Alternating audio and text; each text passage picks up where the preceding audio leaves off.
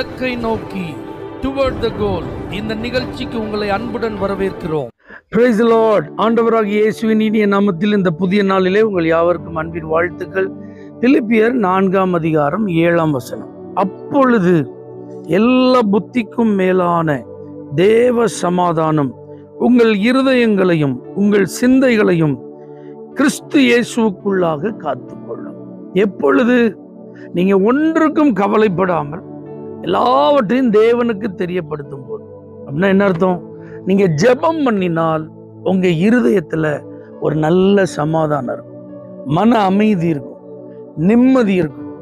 உங்களால சமாளிக்க முடியலல்ல, உங்களால தாங்க முடியலல்ல, அந்த பண பிரச்சனையை நான் என்ன செய்ய போறேன் எனக்கு தெரியல, என் சரீரத்தில் இப்படி ஒரு பலவீனம் வந்துட்டு இந்த வலி வேதனைகளை என்னால தாங்க முடியல, இதற்கான சிகிச்சைக்கு என்ன செய்யறது எனக்கு ஒண்ணுமே புரியல, குடும்பத்துல எதிர்பாராத ஒரு பிரச்சனை, அந்த பிரச்சனையை எப்படி சரி பண்றதுன்னு எனக்கு ஒண்ணுமே புரியல, இப்போ ஆவிக்குரிய வாழ்க்கையில் எனக்கு பயங்கரமான போராட்டமா இருக்கு, என்னால ஒரு மனமா ஜெபம் பண்ண முடியல, என்னால அமர்ந்திருந்து வேதத்தை அதிகமா வாசிக்க முடியல, என்னால முன்பு போல ஆண்டவரோட இணைந்திருக்க முடியல. இப்படி பல விதங்களிலே நீங்கள் நெருக்கப்படுகிற பொழுது அல்லது நீங்க நினைக்கிறத செய்ய முடியாமல் போகும்போது உங்க மனதுல ஒரு விதமான தத்தளிப்பு, திடீரென்று ஏற்படுகிற பிரச்சனை நிமித்தம் மன அழுத்தம், ராக்காலங்களிலே சரியான தூக்கம் இல்லை, இந்த பிரச்சனைகளை நினைச்சிட்டு நிம்மதியா சாப்பிட முடியல, ஒரு வேலையை நல்ல கவனம் செலுத்தி செய்ய முடியல, மனதுல ஒரே போராட்டமா இருக்கு,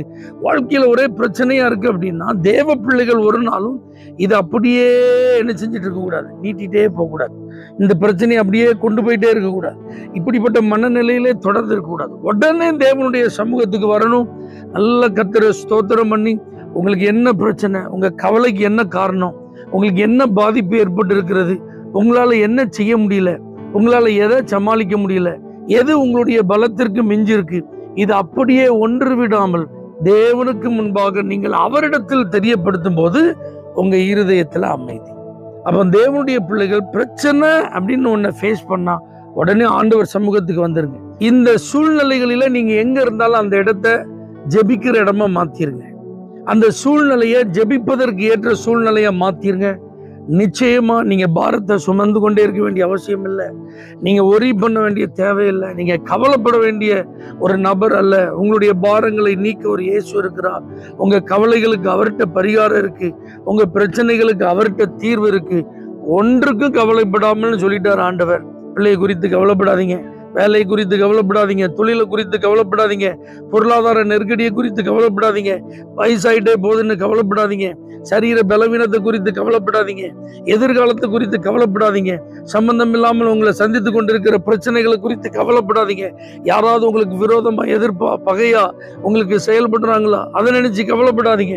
உடனே எல்லாவற்றையும் தேவனிடத்துல தெரியப்படுத்துங்க. தேவன் தருகிற சமாதானம் உங்கள் இருதயங்களில் நிலைத்திருக்கு. அவர் தருகிற சமாதானத்தை ஒருவராலும் உங்களை விட்டு எடுக்க முடியாது.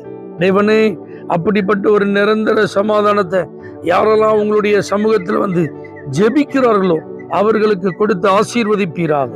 இயேசுவின் நாமத்தில் பிதாவே, ஆமென்.